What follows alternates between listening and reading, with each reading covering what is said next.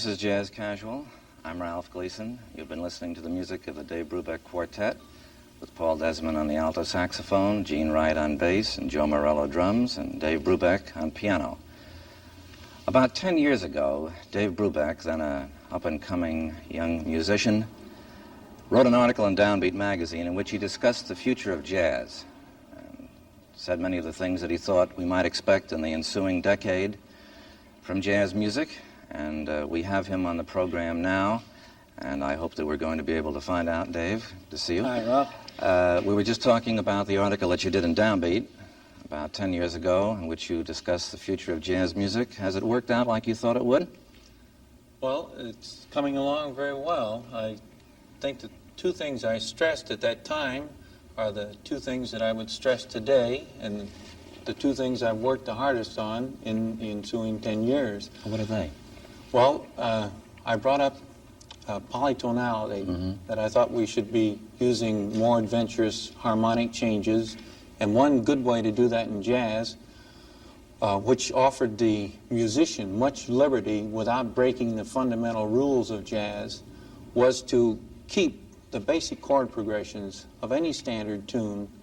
Say a pianist would play in this key in one hand, but in this hand play in a new key, a different key, and he'd be getting all his altered chords that way. And yet he wouldn't be throwing his bass player, because this is the hand that the bass player is going to work with, wouldn't be throwing the other musicians too much, and yet he could become very adventurous. Now, rhythmically, I talked in terms then of doing things polyrhythmically. The harmonic approach was polytonality. Rhythmically, I wanted to do things polyrhythmically, because I thought jazz was much too tame. And the way I wanted to set up the group was that the drummer would be playing one rhythm, the bass player another rhythm, and Paul and I could play in either of those rhythms or a new rhythm. Now, we've done this, and we're doing it better now than we did 10 years ago. And the album Time Out was the first album where we took a whole series of time signatures, different than we're used to playing in. And the next album, current album, is called Time Further Out. Well, now, you just did the Take 5 from Time Out. And it's very interesting to see that that is now being accepted by the public. Well, now, how did you use this in Take 5, for instance, which you just finished playing? Well, we recorded that about 2 years ago, and it's a tune written by Paul Desmond, and that was where we were going to take different time signatures than the usual jazz. Now, the idea was that jazz used to challenge the public and make them think in terms more advanced rhythmically than they were used to thinking in. In the 20s, it was hard to get a group of people to clap on 2 and 4. 1, 2, 3, 4. This was difficult. Well, we haven't gone much further. The public is ready for something new, because everybody that listens to jazz can clap on 2 and 4. At this period, 30 years is long enough to be stuck there. So it's time that the jazz musicians take up their original role of leading the public into more adventurous rhythms. And you think this is what is now going to take place? Well, the Take 5 is proof of it. After all, the kids are tired of rock and roll, too. And yet they can dance in 5/4 time. Well, now, are you doing this in any other way with other numbers that you've written and that you're recording and playing? We have, we're the only group that I know of. We can play an entire concert and not play in 4/4 or even in 3/4. And most jazz is played in 4/4 time. Most jazz is, and more they're getting to be jazz waltzes. But we have 4 things in 5/4 time, and things like the Blue Rondo a la Turk using 9/8, a thing called Unsquare Dance that's in 7/4 time, and there's another thing in 7/4 that's very difficult to play in. 3 to get ready and 4 to go was the idea of using 2 bars of 3/4 followed by 2 bars of 4/4. Now, many groups do these things, and they play the first chorus that way, and then they go cop into 4/4, out. Then they go into 4/4. In our group, if we set up this pattern, we're going to stay in the difficult time signature throughout and improvise. Just like you heard Paul just now, he was in 5/4 time. He can probably play in 5/4 better than any musician in the world, maybe as a horn man, and Morello's got it sewed up as a drummer. Well, now, can you show us some of these different rhythmic things that you're going to do? Yes. The tunes, what tunes would you play for us now? I'll do a thing called a raggy waltz. Yeah. Now, the rag was the first written form in jazz. And they used to play 1, 2, 3 against 4 over here. Now, we're going to start with the idea we're going to play a waltz and put 1, 2 on this side. All right. And we'll combine the rag and the waltz. Now, we might get into tempos of 3 or 4 or 2. We're free to do anything we want as long as we don't break the basic idea. Okay, well, we'll listen to that. Thank you, Dave. This is going to be Raggy Waltz, the Dave Brubeck Quartet, and I urge you all to listen and watch closely and see if some of the things that Dave just described to us turn up in this tune as the Dave Brubeck Quartet plays it. Raggy Waltz.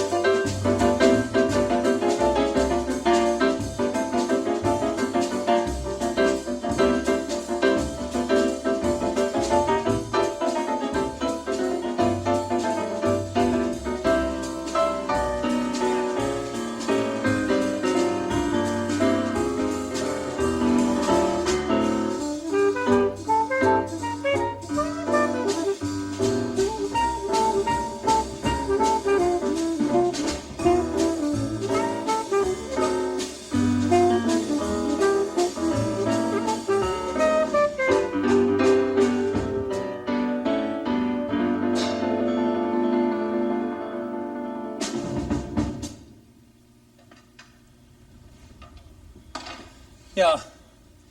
Now that's the idea when you get into two or more tempos at the same time, because that came off kind of like I hope it should or hope that it will. And if you were counting, which we weren't, because you can't count up here, you either know what you're doing or not, all you can hope to do is come out at the downbeat together. Now, we'd like to do another thing in 5/4 time.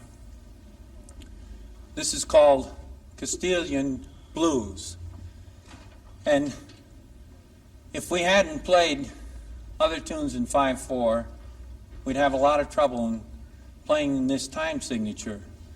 But it's because we've done the Time Out album that we can do the Time Further Out album.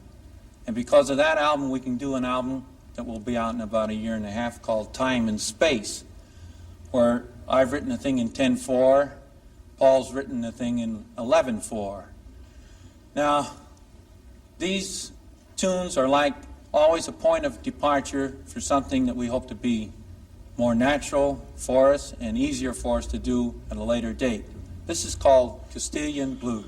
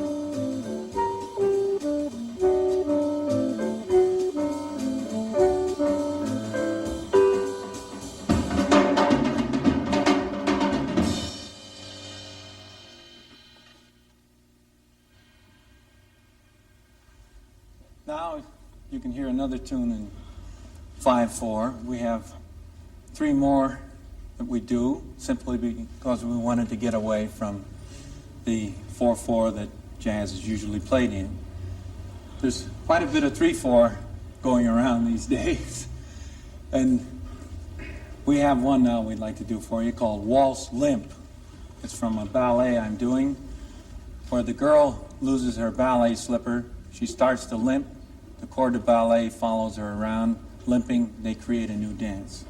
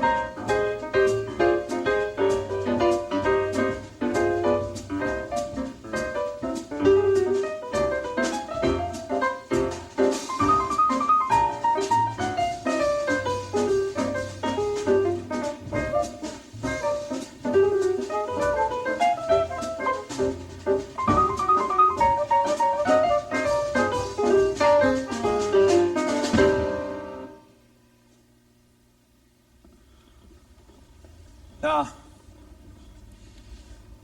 we used a 9/8 time that I would like to demonstrate a bit because it's quite different than most jazz. You count it 1 2 1 2 1 2 1 2 3, which totals 9. It's a Turkish rhythm that most of the people in Turkey have no more trouble with than we have with rock and roll here. It's called Blue Rondo a la Turk.